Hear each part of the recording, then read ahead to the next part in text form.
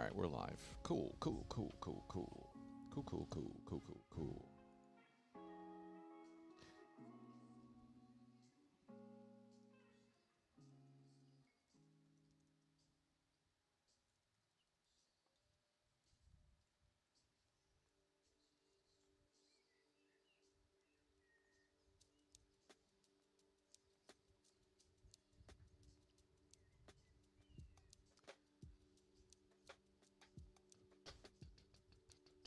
All right. Hi. Hi, hi, hi. Hi, hi, hi, hi, hi. Okay, so that's set. We're good. We're streaming. Everything's good. It looks okay. Make sure that camera's working. Yeah. It's working. Okay. Hi, everybody. Hello, peoples. Make sure this second mic, yeah, that works if I need it. Okay.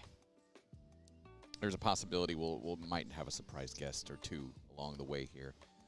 You never really know. Hi. Welcome into Cary. Let's see. What can I tell you today? Just about kind of what's going on here around the grounds. Number one, still flipping humid. It's actually 70% humidity right now. 70. And that's down from where it was when I ran at about 9 o'clock this morning when the humidity was like 90. That was awful. But yeah, it's still 85, 70% humidity, so it's going to be sweaty. And you have a couple of guys here, and Ramkumar, Ramanathan, he's played 4 straight 3-set matches, and Mitch has had a couple along the way as well. He's had definitely a less time on court. There's no doubt about that. But man, what can I say? It is great to be here at a final. Just like Little Rock about a month and a half ago, to have what I anticipate will be a huge group of people watching this one. You know, it's super exciting. I'm really looking forward to it. So, you know, let's have some fun today. What can I say? I anticipate that it's going to be a really exciting match as well, with Ramkumar Ramanathan taking on Mitchell Krueger. This is the 4th time that they've met. And Mitch has won all 3. These two do not have like awe-inspiring records in Challenger finals. Mitch is 1-2, Ramanathan 0-5, 0-6 in Challenger finals plus, as he lost Newport 2018 as well. 12:34, 26 minutes until we get started, and I anticipate, I think they'll probably have a national anthem today. They didn't yesterday, but I wouldn't be surprised if they do today. So might actually start playing closer to 1:15 would be my thought. What questions do you guys have today? This is kind of just our time to just chat and shoot the shit and see what everybody wants to talk about. It was a fun day yesterday, I thought. Let me make sure my monitor's on and that's working. I've also finally been able to dry out my hat from yesterday and my mask I washed today. So Cary, let me just say this about the folks at Cary.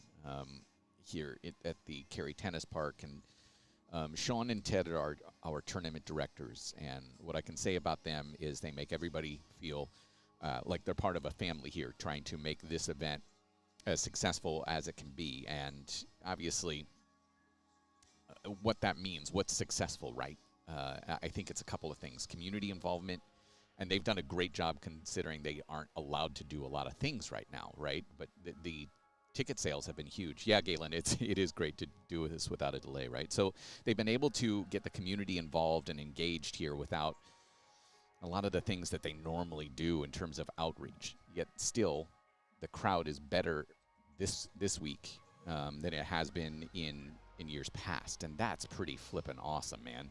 That's amazing.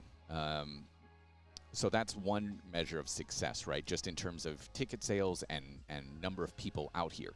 The other thing is how the players are doing. And I got to tell you, everybody's thrilled to be here. Everybody's absolutely thrilled to be back in Cary, thrilled about the fact that we're going to have another event in Cary in September, because they know that every need is going to be met. Communities involved. We're going to have the mayor actually on the USTA stream in between the first and the second set. That doesn't happen very often for us. So I'm just really excited about that. Who surprised me the most, asks Mr. Good Luck Galen. Galen, first let me just say I wanted to just I appreciate you being here because yeah, we had a lively, spirited chat the other day. I hope you saw that Jensen's going to be playing in Lexington. That's his choice. That's not a demotion, man.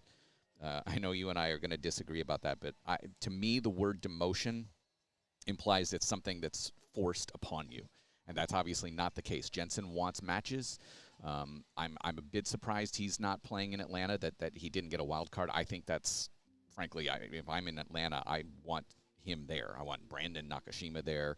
I want Jensen Brooksby there, and I think that decision is not great from Atlanta.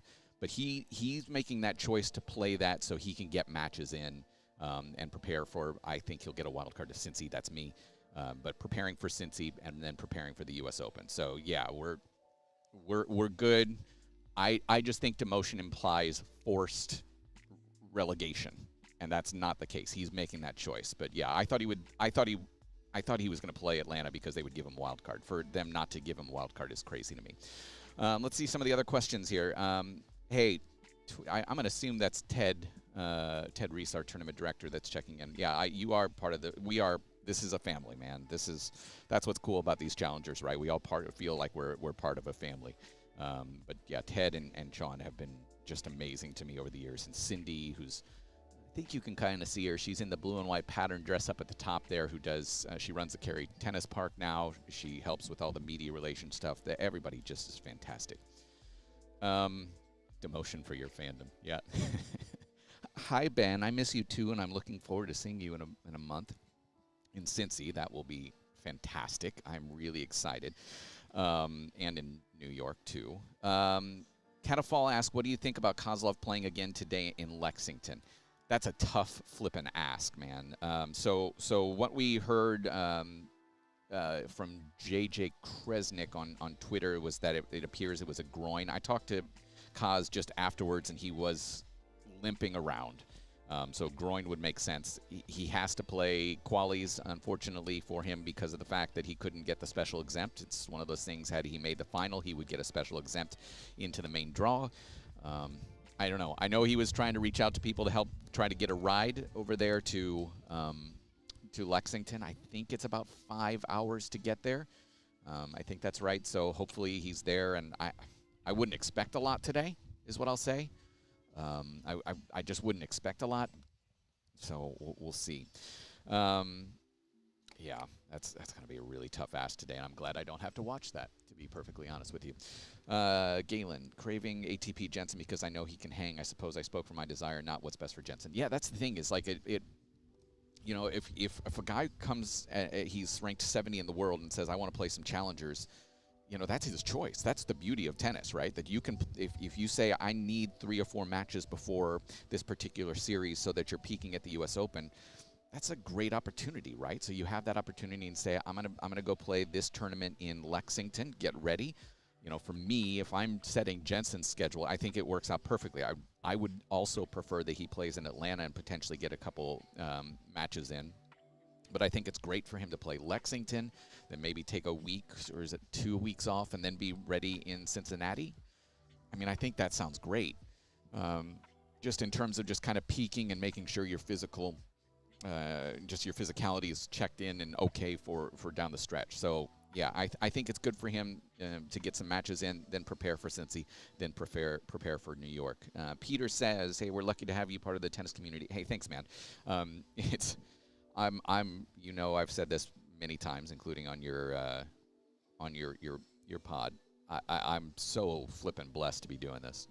So blessed. I'm gonna miss miss being in Lexington next week, but really had to just kind of make some choices for myself, and since I'm doing Cincinnati, yeah, we skip Lexington. It's a great tournament, and it's a great field. My God.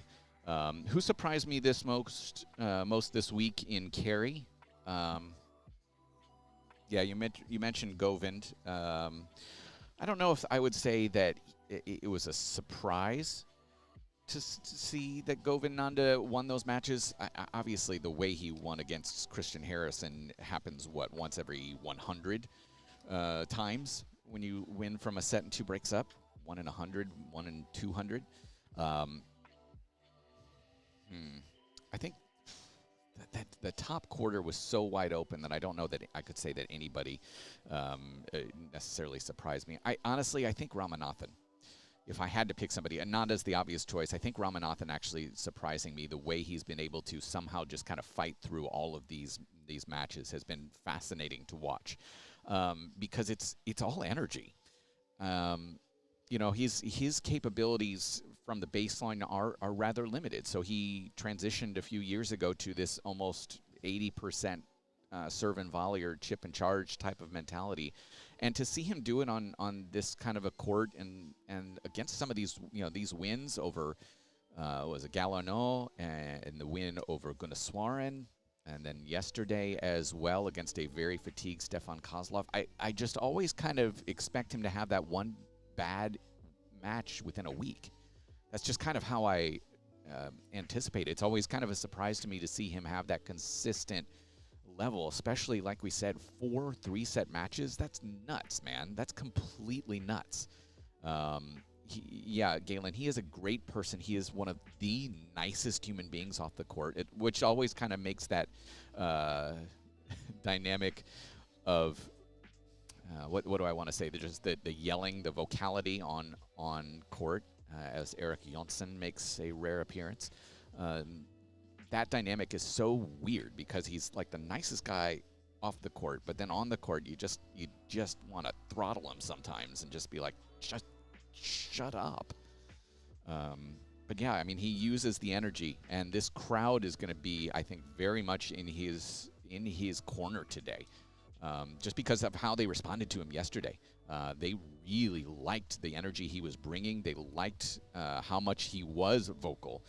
So I think you'll see that again today. He will be the one who has the crowd behind him. Yes, it's an American event, but yeah, he's made people respond very well. And on top of it, there's a very large. Yes, you do want to throttle him. Just be quiet. There's a huge Indian population here in the RDU. In the RDU area. So as a result, there's been a large Indian fandom here as well for Prajnesh, for Ramkumar as well. So I think it's going to be great. I think it's going to be a very loud atmosphere. I anticipate, the stands off to our right where you can see the tent over there. I think those stands will be packed as it is once again sunny. So yeah, it's going to be a fun one today, and I'm looking forward to it. Yeah, I know. Listen, I mean, it's one of those things where I love the vocality because the drama is fantastic. But yeah, if you're on the other side of that, as you can see, the ball kids kind of lining up and just getting final instructions, and just going to take some pictures as well. The drama is fantastic. So I'm all for it. I think everybody knows that. As Mr. Eubanks says, I like to stir the pot. I am always about stirring the pot. So yeah, I'm all about that.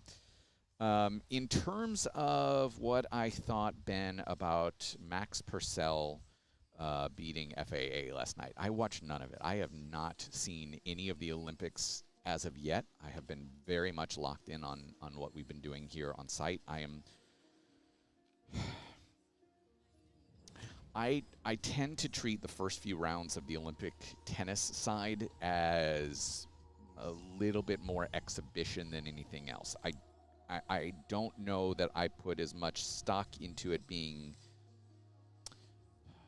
straight up, I guess I'd say, until maybe the third round, when things start getting real and you start thinking about the medal that's at hand. I don't know how, as bad as this might sound, I don't know that people take it necessarily as seriously in the first couple of rounds as they do a Grand Slam. I just don't think the preparation's the same, and it shouldn't be. You're at the Olympics. It's a big flipping deal. So I don't know that I put a lot of stock into Olympic results. It would be cool if they offered some points. I think that would be greatly helpful, not necessarily some money, but some points would go a long way towards kind of leveling and equalizing the results. But yeah, it's the first round at the Olympics, and I don't put a lot of stock into any of those results. I just don't. People are enjoying the atmosphere, enjoying everything that can come along with the Olympics, all of the pin trading that you saw in Andy Murray's story, all of that. Galen says he can't be surprised. You just don't know how long or what it'll take for Felix to get over the hump. It's absurd that Carlitos will have a title before him. Sure. It's one of those things. But Galen, ATP should award Olympic points again. Yeah, 100%. I think the thing is though with, I think expectations for Felix are completely warranted with his talent level. I just, this is gonna, maybe this is not the right way of phrasing it. I just don't know if his body has been able to develop in the way that maybe we would hope for it to do so, and maybe the physicality is not quite where it needs to be, whereas Carlitos is approximately 35 years of age. And I think it's going to come for Felix. We all know it's going to come at some point here. It's not a matter of just the talent level, but, everybody progresses at their own rate. Everybody progresses at their own rate, right? So, he's going to come at some point, and I don't know that Felix will ever win a slam. I don't know. I don't know how the hell the ATP is going to, what it's going to look like in, say, 5 years. There are going to be so many different people. I don't think we're going to see again in the very near future just that somebody who's just so far and away ahead of everybody, or maybe one or two. I think it's going to be pretty wide open once Novak starts to decline, whenever that might be. You think it's decision-making versus Karatsev? I remember him gambling too much. Felix doing a little bit too much ball bashing. I think that's very fair. I think that's absolutely fair, and there'll be certainly some point down the stretch, and as you said, getting the monkey off his back, I think is going to be a big deal. But yeah, for me, I think it's just some of the. I think that's a good way of putting it. The mental side, in terms of how he's just kind of not out there critically thinking in some of the big moments, and maybe gets a little bit overwhelmed. I think that's absolutely a decent way of talking about it. I just struggle with the physicality long term for him. All right, so we're about 12 minutes away from getting things underway. My guy Mike, Mike, you want to say hi to the people? You want to say hi to the people? There he goes. Mike is trying to get it so that we have our second headset ready for the mayor of Cary. I think it's Cary. The mayor of Cary or the mayor of Morrisville? You don't know, do you? Okay, I don't. I got to be honest. I don't know either. I'm pretty sure it's the mayor of Cary. I'm gonna have to have Ted Reese give me a good prep. But he'll be joining us at the first set break. Let's start talking a little bit more about today, right? Some of the numbers and things prep-wise that we're going to talk about during this match today. This is the fourth meeting. Where's Noah? I don't know. Probably in Atlanta somewhere. Did he didn't respond. Jerk. Noah's in Atlanta. He played well yesterday. Let me say this before we talk about today. Noah is, I am personally very proud of him. What he's done over the last couple of weeks, I did not think I would see that again, where he was competing at that level again. And listen, he hasn't gotten the wins the last 3 weeks against three decent opponents in terms of Krueger, Cressy this week, and then Donskoy. I mean, no bad losses in any of those, right? I'm proud of him that he is putting himself out there. He could very well have just shut it down and just gone and done BTR stuff, and that's it. But he has sacrificed some things over the last couple of weeks and months, and is putting himself in a spot where the losses were likely going to be there these last 3 weeks, and done the work. And I'm very proud of him, and I hope that he will. I hope that he has some success in whatever success means to him. And I can't say it enough. I'm really proud of him for making those steps, just as a human being, because I didn't know that he would ever be able to do that again. So that was exciting for me, and I'm hopeful that in the near future he has some wins. Okay, so it is the mayor of Cary, Harold Weinbrecht. Thank you, Ted. I could have done that research myself, and I will. We've got 5 minutes until this stream starts and the other one, this stream ends. The other one begins. Galen says, I want Noah to win an ITF for confidence sakes. I don't know that you'll see that. I don't know that you'll see that, but we'll see. Okay, fourth meeting for Mitch and Ramkumar. All three have gone the way of Krueger. Binghamton 16, Washington 18, and then just a couple of weeks ago on the grass in Newport, Krueger winning that one 6-4 in the third. So that's part of your background. You've also got, for Mitch, this is his fourth Challenger final. The only one he's won, of course, Dallas 2019. That come from behind victory over Mackenzie McDonald. I think it's pretty well known. Ramkumar has struggled to get titles. This is the 6th Challenger final for him, 7th final overall. He is 0-6 so far. The most finals appearances, by the way, thanks to Josh Mycelis, ATP Challenger Tour. Most finals appearances before first title. The record is 8, with Jan-Lennard Struff and Martin Rodriguez sharing that distinction. He's actually the first Indian man to be in a Challenger final this year. On the other side, 8 U.S. men have won 10 Challenger titles this year combined. Of course, Jensen Brooksby winning 3 of those, and obviously has to be in the mix next week as well. And Abo kind of says, I think, what everybody's wondering. Does the Mitch forehand hold up? What makes it an interesting dynamic is because of the fact that it is going to be Ramkumar attacking a lot today. He's going to be the one moving forward and dictating, especially in his service games, and you anticipate that he is going to be approaching towards that forehand a lot today. If he's able to keep that ball low, and these courts can skid a bit, if he keeps that low, that's going to be really hard for Mitch to get underneath that and really be able to pass. Mitch has done really well with the forehand all week. He's been able to dictate really from the middle of the court, hit that inside outer so he gets things on the backhand-to-backhand terms. Different story today with Ramkumar moving forward. If he can get that backhand slice down the line towards Krueger's forehand going well, that's my big question for the day, how Mitch's forehand holds up under those pressure conditions. And so I think you hit it right on the nose, Abo. That is the big question for the day. And then, you know, serve percentage is going to be huge. Both guys have big first serves, have that capability to have some really easy service games. If Mitch keeps Ramanathan back at the baseline in all of the Krueger service games, that's going to be really hard for Ramkumar to get any breaks or any opportunities. And how the physicality holds up. Ramanathan with 4 straight 3-setters. Tons of energy. He's a very good athlete. At the same time, it's a lot. The cumulative effect of what he's done this week in terms of being out on court, it's hard. So we'll see how that is, especially in these conditions. Again, as we are just a couple minutes away, it is 86 right now. The humidity is at 70%. We'll see, because that's going to be a really, really challenging thing.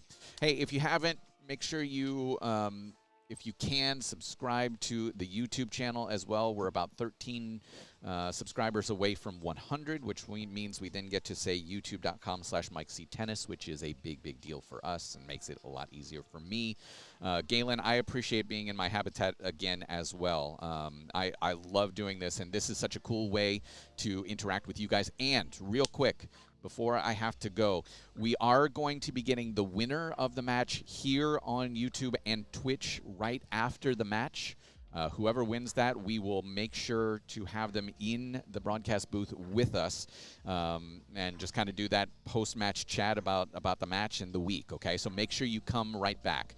Quick question from Sigini. Mike, why don't more players underarm serve like Rubin should have against Karlovic? Honestly, it's a pride thing. A lot of them think it's a pride thing, and it's just kind of ethics, etiquette, whatever you want to call it. I think more of it's that. But yeah, I think it's a completely fine tool. Who did it this week? Was it Schnur? I think it was Schnur. But yeah, it's fine. Just do it. It's fine. But yeah, it's just pride, ego, whatever. I can hit the ball hard. I'm going to hit the ball hard. You know where to go for the stream, which will start in 5 minutes for our final at the Atlantic Tire Championships, and we will talk to you over there soon, live streaming on the USTA